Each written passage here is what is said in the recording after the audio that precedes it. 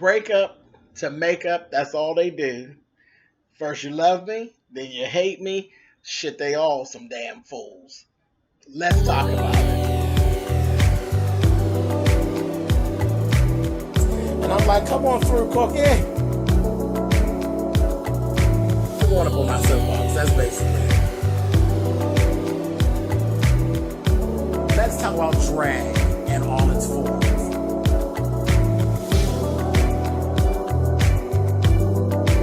What, Cookie?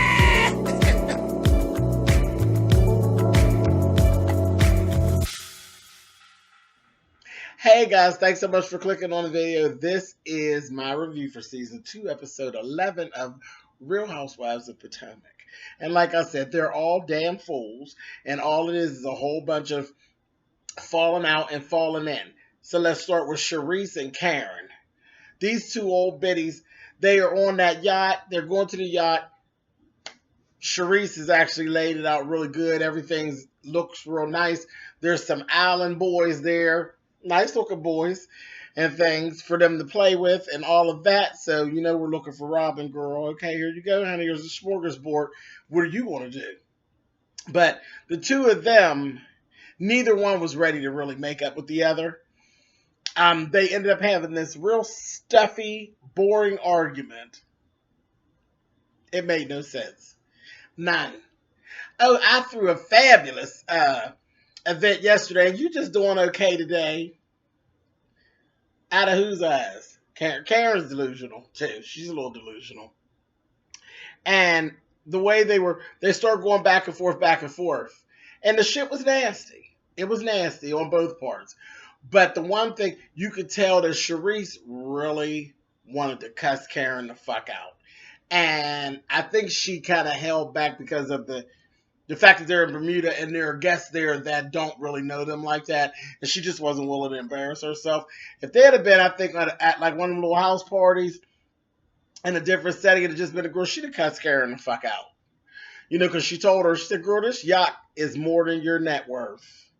You know, that's like they was really going there. They told, girl, go on back there and sell that house. That's what you do. Worry about selling that their house.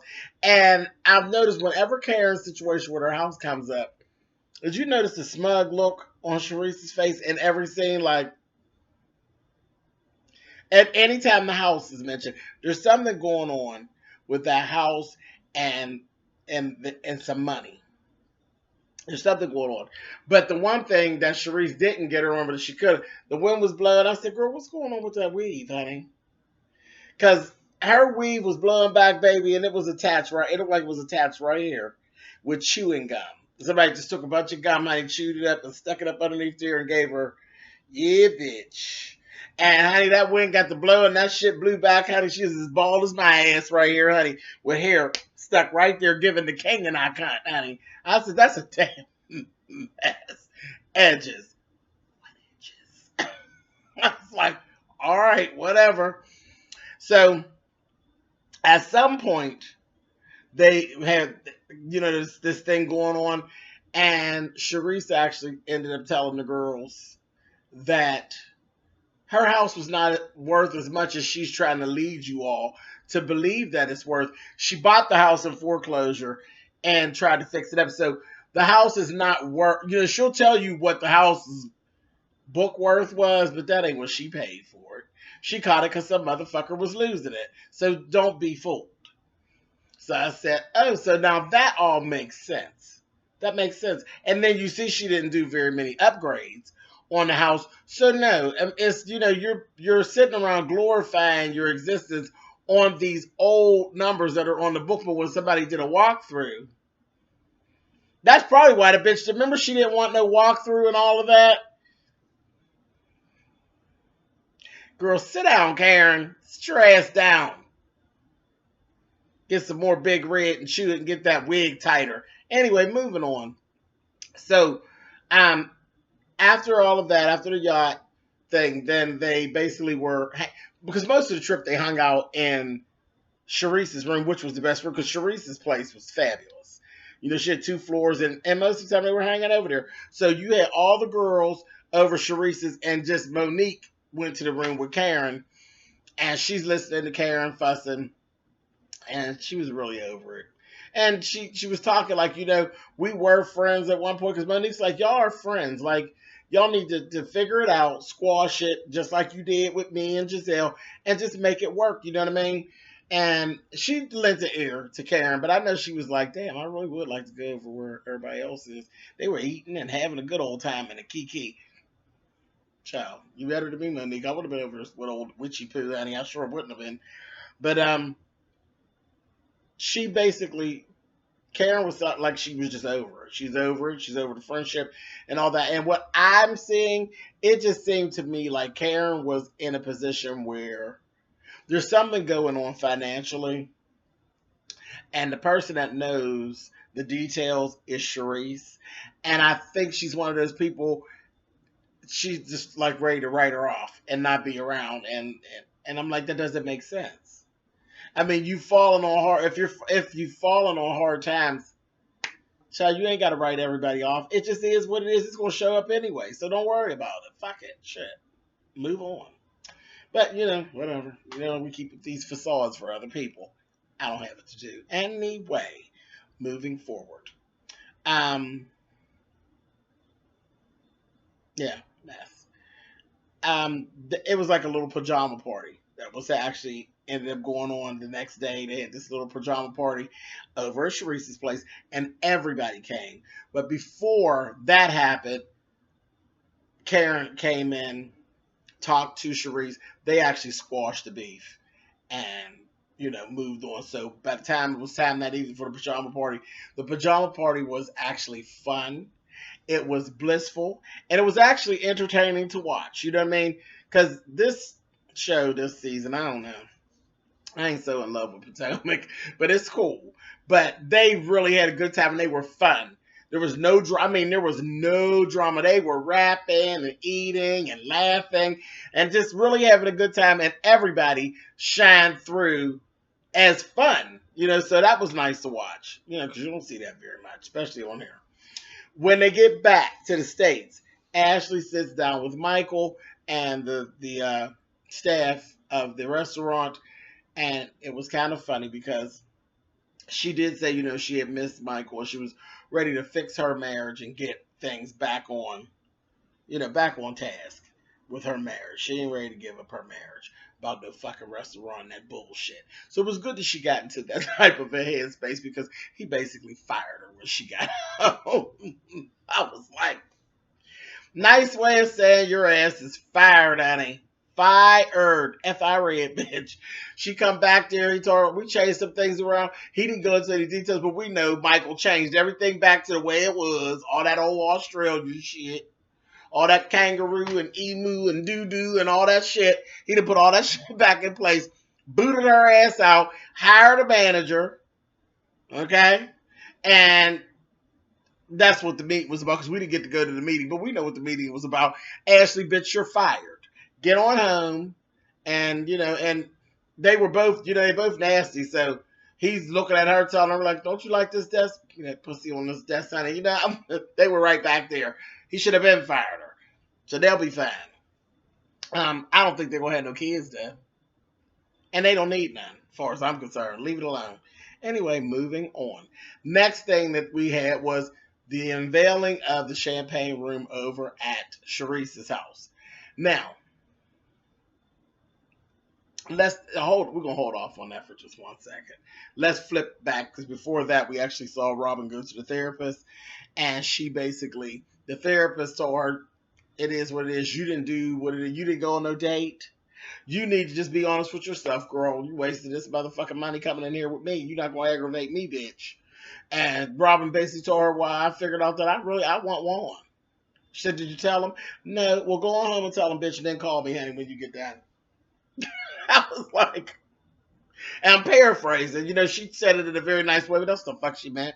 All right, bitch, what are we talking about? Go on over there, honey, so you can squash it and send you back here crying, then we can get on with the work, honey, and I'll play Iyanla. But anyway, so moving on to the champagne room. So they have this thing at Charisse's house. Now, when I say Charisse laid this out, she laid this out. Everything. She had a butler. She had all these people and the staff that got everything together. She hadn't actually even seen the room herself. The room was sectioned off. You know, she had the big gold scissors. It was really cute and really well done. It was real swanky. Real swanky. I liked it. The food was pretty and cute and probably tastes like shit, but everything looked nice. It was all laid out. She threw an event, and I was like laughing because I was like, girl, you know that was like an uppercut to Karen. Like, bitch, bitch, I told you, bitch. But she did. She laid it out at her house. And they opened up that room, baby. That room was gorgeous. I said, okay. It was really stunning. And you know, it was all white, which is my shit. I said, girl, yes indeed. It was, I ain't got too much more to say about it. It was just fabulous. It was everything she said. That was still a lot of money for one room, but hey girl, a couple dollars well spent. Very, very pretty. And then you notice they didn't even continue in that room. It was like, okay, come the fuck on out of here, you dirt balls. Let's go. Back out here with the dark furniture, honey. Y'all ain't, that's my room. Come on out. I was like, ooh. Then that was basically it for the show. Now the show's not going to be on next Sunday. They'll be back on July the 2nd, which will be the finale. And then after that, there'll be the reunion. They've already filmed the reunion. So that leads me to my next thing, which was what happens live. Monique and Karen were on What Happens Live. Karen had a very cute dress on. Karen was back to being the Karen, you know, that I don't like, she's being a bitch. And she really wanted to trash Charisse throughout the show, and Monique was having none of it. Well, remember, Monique and Charisse are friends. Monique came in as Charisse's friend. She was having none of it. She even dispelled the rumors about Charisse and the fireman. She said, my girl's not dating no fireman. That's some old rumor that got started, and it is what it is. It grew legs, and it started walking. But no, she's not dating a fireman, and people need to stop. And Karen was over to give it... Shut it right the fuck on down.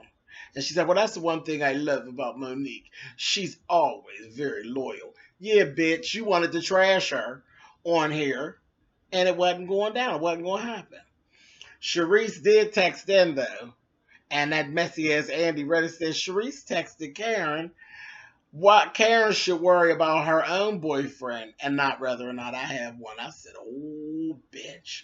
And Ray sitting in the audience. Ray and Chris were both sitting in the audience. I was like, oh, Charisse, no, you didn't. So Karen, girl, what you talking about, honey? I laughed real good, honey. But one thing that I did actually gather from their little time there seems to be like Karen and Robin are on the outs. Just a little bit. And you know what? What I almost forgot. Shoot, it's the champagne room thing over at Charisse's house. Because it led us into the next episode, is that Karen was very defensive and nasty. Just nasty. Because they, of course, you know, they're all trying to figure out, girl, what is this business about you to move to Great Falls into a house? You were already moved in when we got back. And Karen's like, I don't owe anybody an explanation. This, that, and the other. She was real, and they're like, girl, why is her attitude like that? Girl, what's really going on, huh? And that was, yeah, why is your attitude like that? That's just some shit going down. But whatever. She was real nasty. And, you know, Ashley just kept poking. First, Robin started. And she told Robin, well, I really don't care what you think. And I was like, first of all, Robin wasn't even talking to her like that. I was like, wow, okay. So once she came out with that, you know, they were all like, and then Ashley went, you know, well, then that means, you know, you can't be the grand dame of Potomac anymore. If you're not living in Potomac, you have to give the title to somebody else. And that's what Robin gonna say. Yes, that's right. We'll just take that crown right from you, girl, and give it to someone else. How about Charisse or Monique? And she went on, and she when she went to try to tell them about, it was funny because she tried to explain her living arrangement, like, oh, I got the house, you know, I sold my house, I went into this house, and I have the, you know, the option to purchase it or actually build a new house in Potomac whenever some land or whatever comes free. And they're like, well, girl, no, honey, because Monique just bought a house in Potomac for $5 million. Well, $5 million, yeah. But ain't nobody got none for $50, so she can't get one. But anyway, she's trying to explain this, and I'm looking at television, and I said, is this bitch trying to pull their leg, honey? You're in a rent to own, honey. Is what you're at. And trying to call us something. Girl, get on. But anyway, so Ashley's like, so you're not going to be the grand dame anymore. She said, well, I'll just wait and talk to the people who appointed the title to me and not some idiot at the end of the couch. I said, oh, no, Miss Karen. Ashley just kind of took it and told her, you know what? You get your life together before you try to call me an idiot, God damn it. She didn't just take it and suck it up. So, but that's leading into the next episode. But yeah, I'd have cussed Karen out. That was unnecessary. Very unnecessary. You all on the defense and shit. And I called this girl an idiot. I said, girl, you're a lot, honey. You're a lot to take. There's something going on. You ain't got no money. Something's wrong with that money. That money. And then Andy made the comment, well, we retired the term, the Black Bill Gates. These motherfuckers ain't got no motherfucking money. That's what's going on. And I'm just waiting to see it. Y'all tell me what y'all think in the comments, but I don't believe these motherfuckers got no money. Not that money they talking about. You talking about having $500 and I think you only got $75. You playing. Anyway, I'll talk to y'all later.